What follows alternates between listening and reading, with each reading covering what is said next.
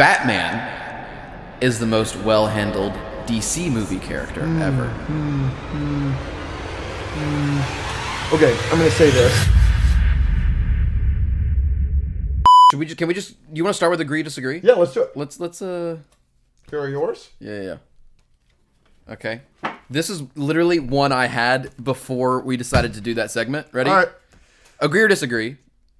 Our fans are the best in the world. Yeah, 3, 2, 1. Agree. Yes. All right, I think we made that clear. But yeah, we love y'all. That, like, so the endless love and support, it's really humbling, which is a word I don't use very often because I'm an egomaniac. So what's no comment. When is this coming out? This comes out March 2nd. Okay, so when are we doing? We're doing an Invincible themed episode, but that's in 2 weeks. Correct. That's right before Invincible drops. Okay.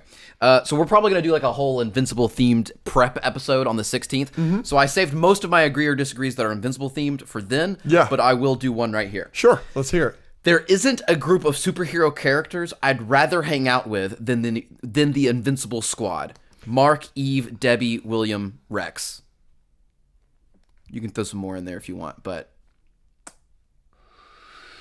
I want to fuck Duplicate. Well, that wasn't part of the question. It is, but it is now. I'm asking you, is it part of the question? Okay, here's the caveat that I will give you. There isn't a group of superhero characters I'd rather hang out with than the Invincible Squad. Them. Duplicate is in that group. But I cannot have sex with her? No, that's up to you. Well, it's up to her. It's a pro-consent podcast. I want to make that clear. Okay, I'm sorry. Yeah. No, it's up to... I'm not going to say... Like, I can't guarantee that, is what I'm saying. But she can be present. She is present, so you can talk to her. And hopefully you will treat her as a human being and not just a duplicating sex toy. Because we are also pro not treating people like objects. Say, yes, Andrew, I agree. Yes, Andrew. People are not objects. I agree. People are not objects, Thank you. especially if they can... Yeah. So it's a possibility. Anyways, back to the original agree, disagree. There isn't a group of superhero characters I'd rather hang out with. No, yeah, agree. Like, the Invincible gang... Like, I'd rather hang out with them than the Avengers. Yep. Like, the Age of Ultron scene is fun or whatever. Yep. But, like, hanging out with Debbie and Eve and... It's because they're more our age. That's one thing. Like, they're in their early 20s. Mm-hmm. Well, you're not in your early 20s at all. So maybe you would honestly... I'm in my 40s. Yeah, you would resonate a lot more with Sir Ian McKellen and Sir Patrick Stewart. Yeah, maybe I should have gone with, like, old X-Men. Yes. Maybe I'll do the Invincible Squad from the future that we see for a second. Yes, when they're like 100. Yeah. Yeah. But like Guardians, maybe Guardians would be fun. Guardians would be fun, but it's just tough, and it's also something that like maybe you weren't going to talk about, but it's something that's important. Is their powers are all awesome and like cognizant to like having a good time. Well, Rex just blows things up, but Eve can do whatever. But Rex can blow fun things up. Give me an example. Fireworks. I was going to say Gwen. Great. That's our annoying dog. Well, not our annoying dog. No, definitely not ours. Okay. Like Mark can fly you around. You can have sex with multiple duplicates at once. Shrinking Ray can go up your ass. Adam Eve can make you a bowl of cereal. Yeah, she can make food. She can make whatever. Yeah. She can make literally anything. Who's the hottest guy in Invincible? That's a great question. Is it Bearded Omni-Man? Because a lot of people want to ride that guy. Bearded Omni-Man is hot. By the same argument of Duplicate, is Multi-Paul up there? No, he's ugly, so he's multiplying ugly. Right? He's not attractive. Sure. It's like multiplying a negative. Okay. Yeah. You're only going further in the hole. Sure. Rex is hot. Rex is like canonically hot as fuck. And he's got the swagger and the comedy. And he's got the hot man bun. He's got like nice dark skin, He's pretty to look at. Daddy Omni-Man is hot though. Yeah, it's any version of Omni-Man, especially the Silver Fox one. Yeah. What about the fish? Would you fuck the fish? Aquarius? Yeah. No. Sure. It's fair.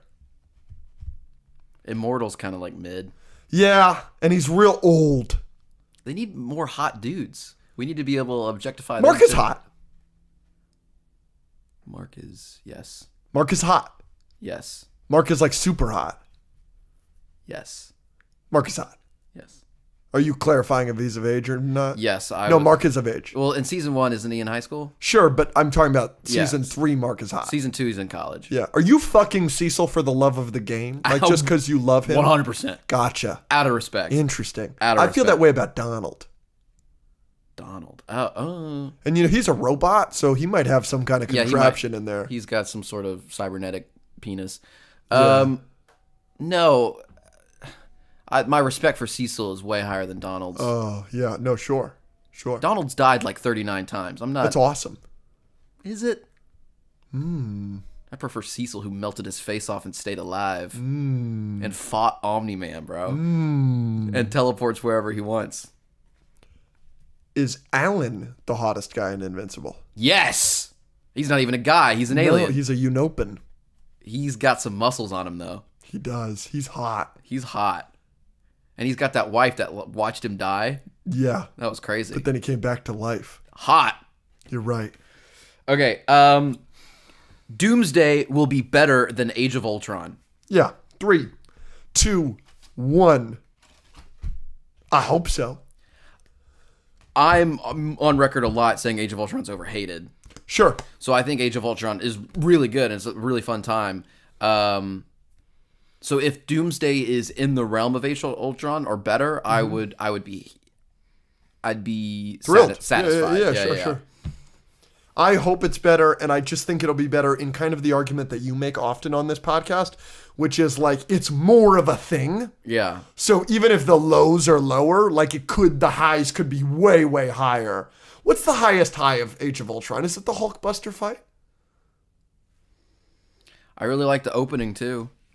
You love that opening. I love the you? opening. Yeah. I love the Hulkbuster fight. The whole last fight with Ultron is good. And I keep seeing scenes where I'm like, maybe it's just because we haven't gotten good dialogue recently in Marvel movies. Interesting. But like the conversation between Tony and Steve when they're chopping wood is like really good. Yeah, it's like, really well written. Every time I see a scene from there, I'm like, I keep being told that this is like one of the worst MCU movies, and Yeah. I'm like, it's not. Yeah. I think we're just too removed from it. I don't know. It did come out in a time where everything that Marvel was coming out with was money. So it looked a lot worse then. Right. And maybe, like I currently on my Marvel MCU ranking have something like The Marvels. Probably way ahead of Age of Ultron. See, that's crazy. Yeah, you disagree with that. That's fine. But is part of that the psychological thing of like, I haven't enjoyed a MCU movie of the last like 5 as much as The Marvels, when Age of Ultron was like the one I enjoyed the least of the 5 that came out around it. Winter Soldier, Guardians 1, Age of Ultron, Ant-Man, and, Civil War or whatever. And like, I graded it harshly then in the same way that I graded the Marvels on a curve. And if I watched them back to back, I'd be like, oh, Age of Ultron's way better. Yeah. Age of Ultron does, though, have its very clear and obvious problems that I think are really memorable. I mean, the Ragnarok setup that ends up not having to do with Ragnarok at all because they changed directors and it went to Taika Waititi and Ragnarok ended up being what it is. That scene doesn't have to, like, that scene is a complete waste of time. It's not a complete waste of time because it does give him the motivation to go in and bring Vision to life. But I do agree with you. It takes a little bit longer than it should. Yeah. It's just that movie. Age of Ultron did have the monumental task of setting up like 15 different MCU movies. Yeah, remember when you said on the podcast that like Age of Ultron like didn't matter? No, that's an important one. Yeah, and everyone in the comments was like, the Sokovia Accords? Yeah. Yeah, that's an important one. The introduction of Scarlet Witch, like Yeah, it is. furthering Tony's character of wanting to protect the world, like Yeah. giving him the visions. Is that what I said? I said that Age of Ultron doesn't Yes. matter? You were like, if we didn't get Age of Ultron, it wouldn't matter. You were like, why did we need Age of Ultron? No, but I think it was a weird thing. You and I were having an argument of like character motivations and like I don't think we were. I can't remember exactly what it we was. were talking about it's been so long since an Avengers movie, and like, are they needed? And you were like, yeah, we could have gone from Avengers to Infinity War. We didn't need Age of Ultron. It didn't really serve That any was my purpose. argument. That was wrong. Because Welcome to the pod. I did do this, and this is something you and I obviously staunchly disagree on, and it's something that like even me and Jake staunchly disagree on, and I assume most of our audience feels this way. You know, before Endgame, because Rachel wanted to see Endgame in theaters, we speed ran There you go. the MCU, and I showed her Avengers 1, Winter Soldier, Age of Ultron, Guardians 1, Ragnarok, Infinity War. That's all she watched. But Age of Ultron was in there. Age of Ultron is, without question, the worst movie of the movies I just named. But it is super necessary. Yeah, no. Iron Man Yeah. is the most well-handled movie Marvel character ever.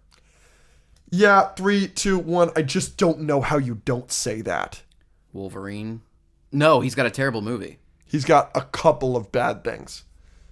Because not only does X-Men Origins Wolverine, not only is that movie bad, the Wolverine is kind of whatever. Logan's great, obviously, but like, you know, like I don't think X-Men 1 is a good movie. I think that his motivation and all of his stuff is kind of bad in X-Men The Last Stand, which is a bad movie.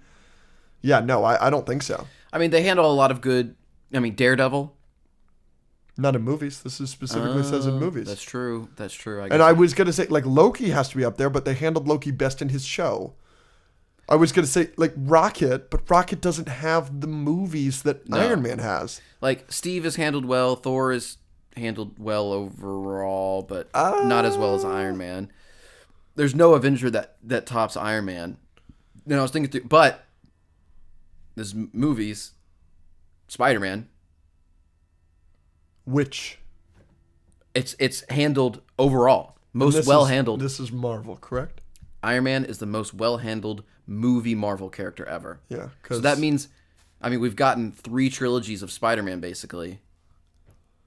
Minus TASM 3. Oh, this is interesting. So this is the comic character is what we're talking about. Character being handled in movies. Ooh. Well, then, yeah, because they've changed a lot of things for Iron Man, the movie character versus the comic character. Yeah. And now they've made the comics... You should speak more on that. Yeah. Now they've made the comics closer to the movies, like closer to Robert Downey Jr.'s portrayal. I loved what Rob Liefeld said on our last episode with him, where he was like, Iron Man was always going to be a character way more popular in movies than books, because books, it's a weird medium. But like when you see that suit flying around, you're like, oh, right? Spider-Man, yeah, like as a character has been done really. There's technically no bad Spider-Man movie. There are bad Iron Man movies. Iron Man 2 and Iron Man 3 are bad. They're not bad. No, I don't think there's a bad Iron Man movie. But I mean, you think I about haven't rewatched them in years. I'll give them a rewatch. Think about it. The last 20 years, right? The 2 most popular superheroes probably are Spider-Man and freaking Iron Man. I know Superman and Batman are up there, but in terms of like who have had the most explosive growth in terms of popularity, Batman's got to be up there as well. I we're want to say that. We're gonna get to that. Okay, all right, sure. It's interesting. This is a great prompt by you. Okay, so let's decide on our answer right now. Are we doing it where like Spider-Man has gotten consistently like good portrayals and like is just baseline really, really good? Are we counting the Spider-Verse movies, by the way, because that moves the needle quite a bit? That is movies. I did not think about that. Then yeah. Okay, so Spider-Man is like really consistently great. Iron Man, the movies elevated the character. So what matters more to you, the consistency of Spider-Man or the elevation of Iron Man? And let us know in the comics which one you would choose. And if it's neither of those two, let us know why you're wrong. Yeah, I was about to say, it's got to be one of those 2. Yeah, it's just so tough because, like, the Tobey Maguire trilogy, like, we're still talking about it 20 years later in a way that I don't think we're going to talk about the Iron Man trilogy in 20 years. Like, we're going to talk about Iron Man's MCU arc as a whole, but that trilogy itself isn't... This is a great take by you. But, I don't know, it's different because superhero movies were still fresh in a way, at least Spider-Man. In 2004 and 2 or whatever. Like we just did a Spider-Man trilogy game show. Yes. About Tobey Maguire specifically. Like, I don't know if I would do that about Marvel, but I wouldn't do it about Iron Man specifically. No. I guess I gotta say Spider-Man, just because. But he's also he's baked into the cake. Spider-Man is just so popular. I don't know if we'll ever get something from Iron Man. I mean, we're done. The Iron Man story is over. We never got anything that reaches the highs of No Way Home for me, and that's just live action. Like, yeah, the 3 Spider-Men being in the same movie might tip the scales for me. That was so unbelievable. That's never gonna happen with Iron Man. And how well it's done. And I know I harp on it, and I know people are going to be mean to me about it. I really don't give a fuck. Like, No Way Home is such an incredible movie without all 3 Spider-Men. All the stuff in Happy's apartment with the Spidey sense activating, and Norman's on sabbatical, and like something I saw recently that I loved was Uncle Ben dies in the Tobey Maguire trilogy because Tobey was being a bad person, right? Like, he didn't stop the robber, right? May dies in No Way Home because Tom Spider-Man is trying to be a good person. And then he still is able to be a good person in spite of that. That's money. That's money right there. We're not counting the Sonyverse movies against Spider-Man, I assume, because Spider-Man's not in any of them. That's such an interesting perspective to take. No, I don't think we can. Okay. I'm going to say Spider-Man then. I'm changing my answer. Yeah, sure. But Iron Man's a close second. Sure. Ready? I didn't understand the question at the start. Yeah. Batman is the most well-handled DC movie character ever. Okay, I'm going to say this. 3, 2, 1. I'm going to say agree, but with the caveat that it could easily be disagree if DC hasn't been in the worst funk. But that's part of it. But in the last 30 years, DC just hasn't gotten any characters going. Correct. So it's like, we could have very easily gotten like a really, really, really, like really well made, like, if we got a really good Green Lantern movie, we could easily be like, yeah, with one movie, Green Lantern's done the best. But we can't. But we can't because 2011 Green Lantern is so dog shit. Because Bale, I love those movies, but that's not Batman properly. You could have made the argument for Wonder Woman if there wasn't the second one. Oh, yeah. Right? Good take. You could have made the argument for Superman if we just had James Gunn's. Yeah, but we have Man of Steel and Batman v Superman, right? So Batman does still have the Dark Knight trilogy and the Batman. And some of Ben Affleck's stuff is good. Yep. But, you know, we're talking all movies ever here. So you got to go back to the Christopher Reeves ones. You got to go back to Batman and Robin. Like, but the Christopher Reeves movies have bad stuff. Like, the third one is like bad, and then the fourth one is like the worst movie you've ever seen. Yeah. And then like Batman, you've got like Michael Keaton. I think Michael Keaton's overrated. And then like Batman and Robin and Batman Forever are bad movies, you know? Yeah, and so that kind of balances out, right? And then if you get more recent, you got to compare the Dark Knight to Man of Steel. Yeah, I'm going Batman. I'm trying to think, is there anyone else that was handled super well in the DCU? Like, not Cyborg, Aquaman? You're talking about the DCEU. DCEU, yeah. Well, you know... So far, Superman's is great in James Gunn's, but again, we got to take into account all movies here. Yeah, we can't say Superman because he is the single worst portrayal. Correct. Despite the fact that Superman 2025 is a really great representation of that character. It's not enough to... No. And the Batman's really good, isn't it? The Batman is really good. Yeah. I guess we could talk animated movies here too, but that would be tough. It'd be tough because we haven't seen enough. There's like 20 of them. Yeah. But Under the Red Hood is also peak. It's true.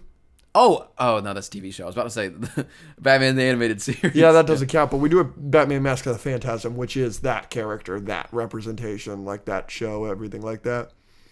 Yeah. Honestly, does that say, reread me that, agree Batman or disagree? Is the most well-handled DC movie character ever. So it says character, all right?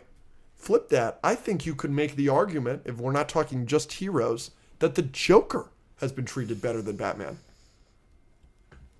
You got Joker Folia do, bro. You're right. And I don't like Joaquin Phoenix as a whole at all. I just don't like giving that character an origin. Yeah. But it's an Elseworlds thing, clearly. Yeah, but like I'm just thinking like Jack Nicholson's Joker's great. Mm-hmm. Obviously Heath Ledger is just unfucking believable. Like, yeah, are there any villains? Like, no, I'm not going to give it to Bane. I'm not giving it to Scarecrow. but Joker's been treated well. Yeah. Well, Oh, Jared you Leto. also got Jared Leto, yeah. Oh, maybe not. Maybe, yeah, I guess it is Batman.